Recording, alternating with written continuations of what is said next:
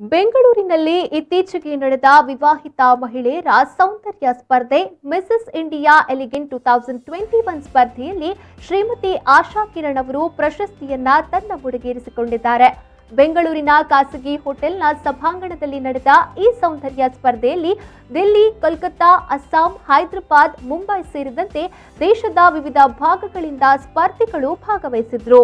Z event ಸಂಸ್ಥೆಯವರು ಆಯೋಜಿಸಿದ ಈ ಸೌಂದರ್ಯ ಸ್ಪರ್ಧಾಕೂಟದ 6ನೇ ಆಡಿಷನ್ನ ಸ್ಪರ್ಧೆ ಇದಾಗಿದ್ದು, ಆಶಾ ಕಿರಣ್ ಅವರು Mrs India elegant South India ಪ್ರಶಸ್ತಿಯನ್ನ ಗೆದ್ದುಕೊಂಡಿದ್ದಾರೆ.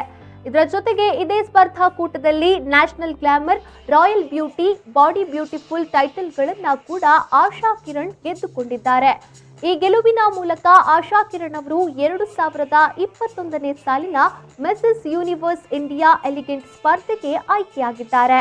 ಉದ್ಯಮಿಯಾಗಿರುವ ಆಶಾ ಕಿರಣ್ ಅವರು ಸಾಮಾಜಿಕ ಕಾರ್ಯಕರ್ತೆಯಾಗಿ ಕೂಡ ಗುರುತಿಸಿಕೊಂಡವರು.